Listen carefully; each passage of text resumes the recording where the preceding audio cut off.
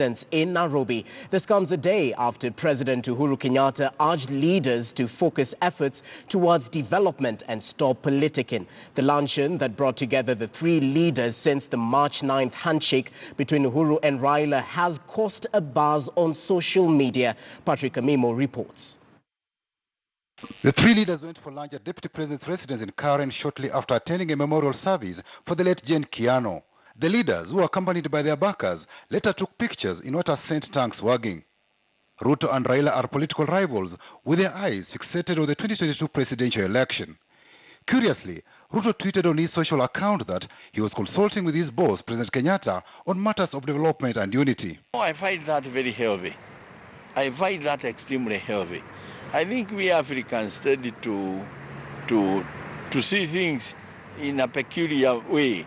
And I must say the handshake is a great thing in that it is now clear that our leaders can come together, irrespective of whatever political inclination one may belong.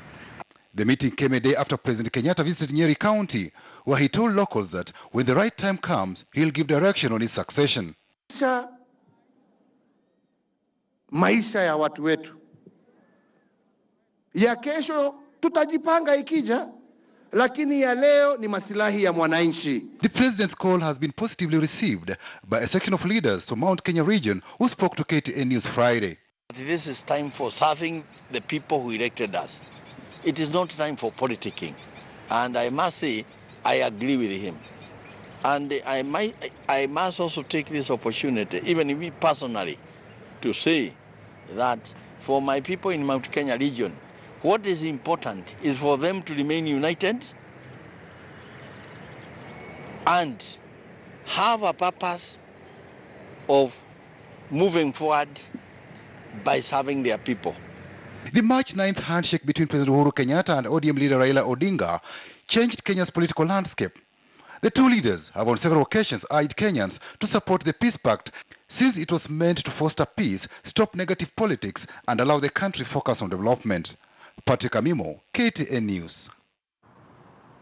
The nurses' strike that has been going on at the Kenyatta National Hospital has now been called off. This followed successful negotiations between the Kenya National Union of Nurses and the Kenyatta National Hospital management. Addressing the media after the meeting with the KNH management, the Union Secretary General Seth Panyako said the National Referral Hospital had allowed its workers to belong to their union of choice. We have been in constant communication and meetings with the Minister of Health, which has culminated today to having a resolution that I believe has resolved the issue at Kenyatta National Hospital. And the result that has been met is that the ministry has given directive to Kenyatta National Hospital, one, that they allow the nurses of Kenyatta National Hospital to belong to the union of their choice. Number two, that the nurses who have resigned from the union in quotes, which they never joined, their resignation notices be accepted by Kenyatta National Hospital and be channeled through the office of the Deputy Director, Nursing Services. Nilifukuzwa kazi kwa sababu ya kurecruit ama kuingiza wauguzi wote wa Kenyatta katika hii chama. Mpaka saa hii nilienda mahakamani, nikashinda kesi na wamekataa kunirudisha. Kwa hivyo hiyo ni mambo ambayo ilikuwa inaendelea pale Kenyatta National Hospital, lakini kwa saa hii tunaamini hata wale walidhulumiwa hiyo maneno itatatuliwa. All right, following that report, it's finally time, and the Maasai cricket warriors and ladies as well are in studio. Ashley Missouri, over to you. Definitely looking forward. Definitely, Jesse. Of course, as you mentioned, the Maasai cricket warriors and ladies are with me. Just lady, representing the ladies. First of all, welcome to Friday Briefing. It's good to have you. Thank you. Thank you. You look lovely. I love your attire, your beads. It's good. Thank you. All right, so of course the Maasai community is known for so many things, from your traditional ways to your high jumping, you know. What led to cricket? Why cricket? Why not high jump or javelin or football? First of all, playing cricket is a really nice game for a Maasai because we could actually relate it very easily to our traditional ways of hunting, while out there. So, when it was introduced in the year 2007, we actually just picked it up from there, and we loved the game, and that's how cricket warriors and now the cricket ladies is founded. But how exactly did it happen? Did you just go to YouTube, learn how it is played? Maybe Jeremiah can tell us how did it happen? All right, so when it began, then the cricket warriors was just a group of Maasai Morans Yes. in the village. But then a lady who comes from South Africa came down to Laikipia, and she also used to play cricket, of course, and she helped kickstart that. Yes. All right, and of course, you are very unique. You're a very unique team in that you play with your traditional attire. Why did you opt for this? First of all, you understand that cricket has got its own rules and culture. And so for us, we have our culture, our Maasai way of life. And so we cannot just, abandon our way of life so that we can follow the cricket way. For us, it's about the conservation of the culture while at the same time playing this, ancient kind of an English game. So for us, we play dressed in our traditional attire because we are comfortable with it. All right. Malawi, of course, the ladies' team was recently founded. What drew you towards joining the whole team, the cricket team? It's because of the challenges that are facing the girls in the Maasai community. And as you know, there's a lot of challenges. Early marriages, inequality, gender inequality. And as a Maasai girl, I've undergone some of the challenges.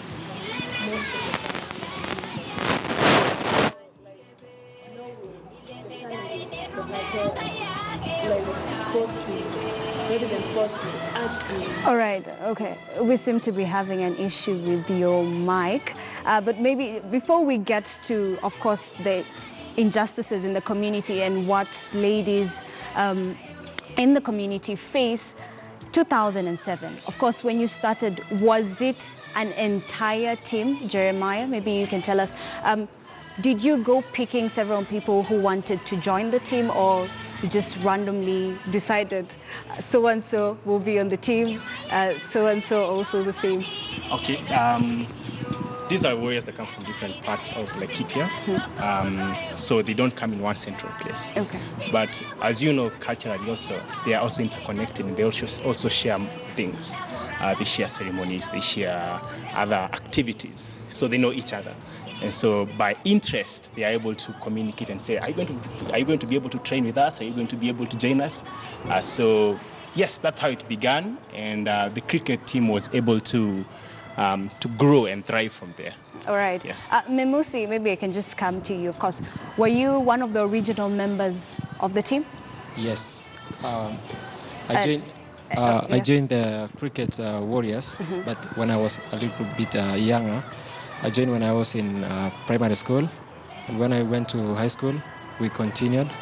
And after my high school, that's when I joined the team officially. All right. Yeah. Robert, you haven't said anything. What do you play? What position do you play in the game? Okay. I play as a cricket ball. I bat first. I'm not a fast bowler, Okay. but I can bowl well, and I'm also a batter.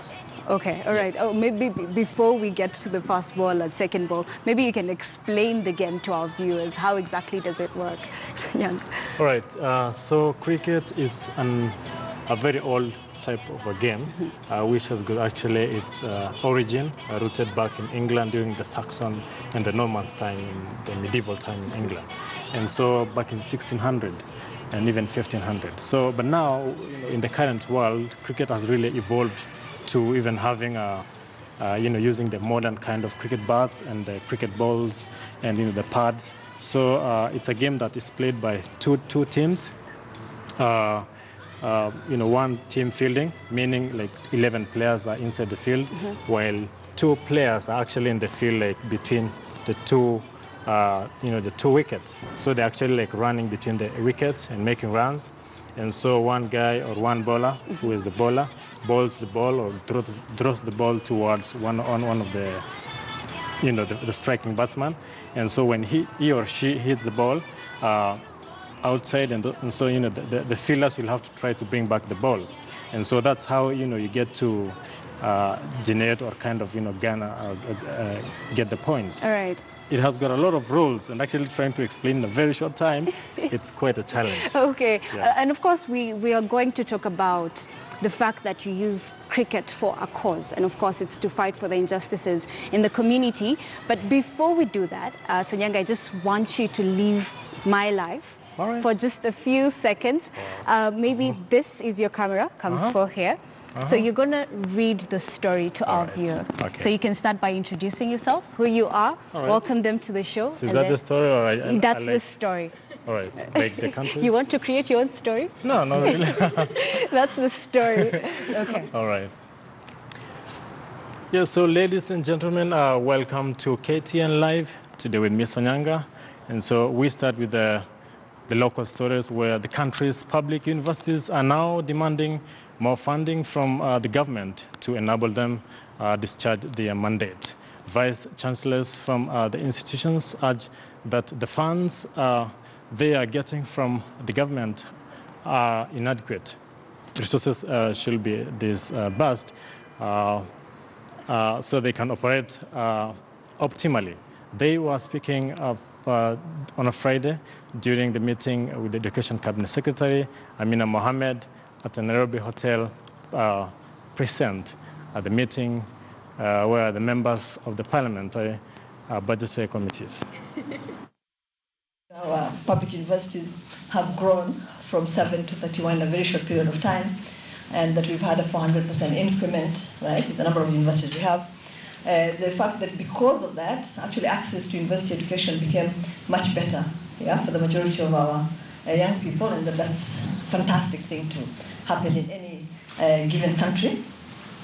But that also because of that very, very fast growth, that the government, the executive was not able to keep up, right, with the provision of the resources that you need to contribute significantly to our economy.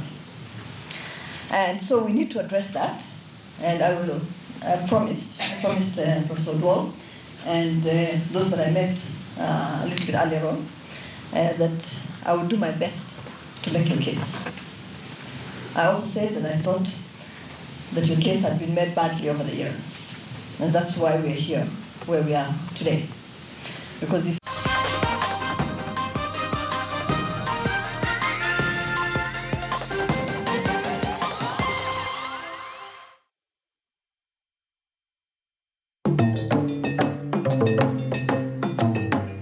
I took agriculture by choice because everybody thought bright students should not do agriculture. So this is a real problem. So let your students do agriculture. Young people should look at agriculture across the value chain and find their entry point.